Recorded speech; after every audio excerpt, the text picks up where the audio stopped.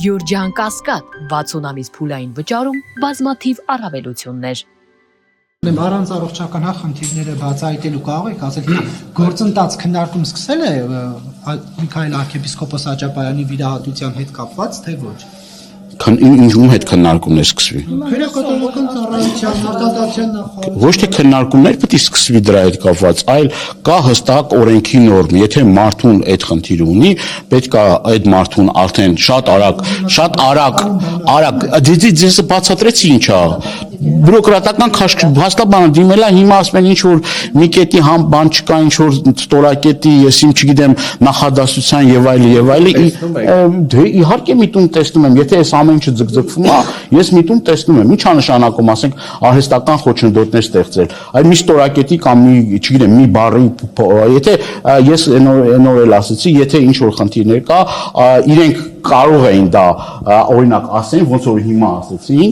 կարող էին ասել եւ մենք արագ այդ խնդիրները լուծեն, իրենք էլ արագ շահագրգռված լինեին, օրինակ մեկ օրվա ընթացքում այդ խնդիրը լուծել, ոչ թե տարբերի գնա, ես մի թուղթը տար, մի հատ մի թուղթը բեր, մի հատ ստորակետը սնշի մետ,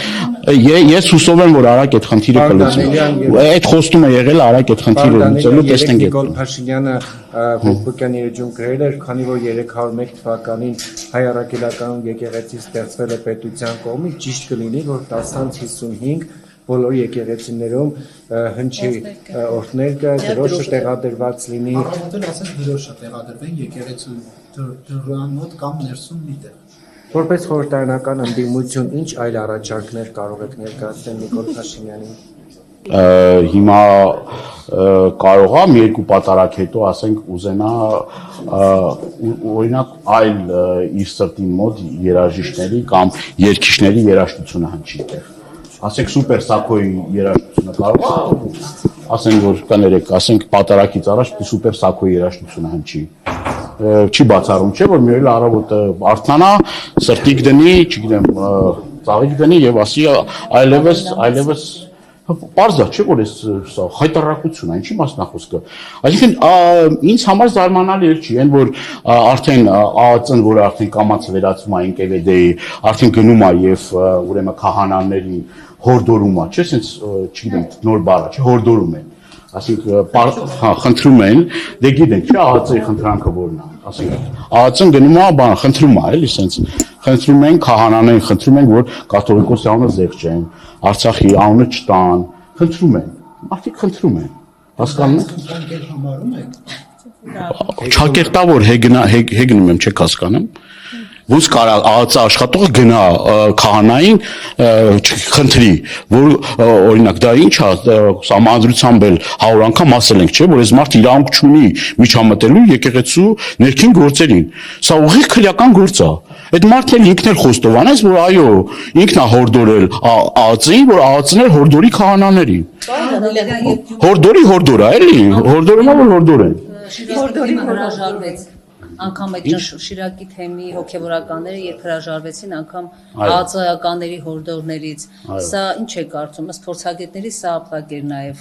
իշխող Հուսով եմ Շիրակի թեմի հոգևորականները չեն հայտնվի քրեակատարողական հիմնարկում իր հորդորը մերժելու համար։ Մտավախություն ունեք այդուհանդերձ, որ կհայտնվի։ Ինչի բախ չի որ մտավախություն, ոչ թե մտավախություն, այլ այսինքն, չգիտեմ, էլի ինչ բառ օգտագործեն, որ տեղին լինի, ավելի քան պարզ է, չէ՞, մարդը ինչ ճանապարհով է գնում։ Միջև դրանից առաջ էլ Արշակ Սրբազանին էին հորդորել, որ հորդորվի եւ միանա տիրադավներին, հերձվածներին եւ մերժի կաթողիկոսին։ Այդ հորդորը չէր տեղ հասել եւ այնուհետեւ հայտնվեց 7 տարվա առաջվա, այն որ ասում է պլանը ջեբը գցելու օպերացիան իրականացվեց։ Ճիշտ եմ հասկանում, որ քանի դեռ այդ ձեր նշած տիրադավները չէին խոսել, նրանք եկեղեցու մի մասն էին, հոգևորական էին, նրանց չէր կարելի թիրախավորել, բայց հենց այլ դիրքորոշում են հայտնում, դառնում են տիրադավ։ Տեսեք, Տիրադավությունը դա ոչ թե իմ գնահատականն է, տիրադավությունը կոնկրետ եկեղեցի վերջին ունի ընթացակարգ, օրինակ եթե պատարակների ժամանակ զեղչվում է, եթե կաթողիկոսի անունը ուրեմն զեղչվում է, եթե մարդիկ մեկ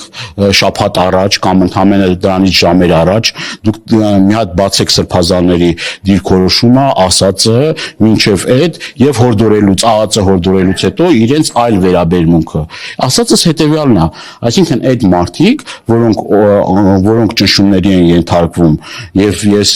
իրոք իրենց համարում եմ պատանդներ եւ այդ մարդիկ կոնկրետ դրանից հետո չգիտեմ տիրադավությամբ են զբաղվում, հեծվածությամբ են զբաղվում, դրա մասին է խոսում։ Օրինակ հասարակ մի բան ասեմ, այնտեղ որոշները կամ պատանդ են, իրանք են ասում, որ իրանք են, չէ, պատանդ չի ինքը։ Կոնկրետ իր ապարագայում իմ գնահատումն է դա, բայց սենց մի կարևոր մի հատ հարց կա, էլի։ Հարցի նաև բարոյական կողմը կա։ Միքայել Սրբազանը այսօր գտնվում է ԱԱԾ մեկուսարանում։ Այն մարդը, որ ասում է Միքայել Սրբազանի եղբայրն է, այդ մարդը գնում է ներխուժում է ուրեմն Շիրակի մարզում գտնվող ուրեմն եկեղեցում եւ իր հոգեվոր եղբայրը, որ անազատության մեջ է, այսինքն զորբայությամբ գնում են եւ այնտեղ կեղծ պատարակ են անում։ Այստեղ նաեւ հարցի բարոյական կողմը կա։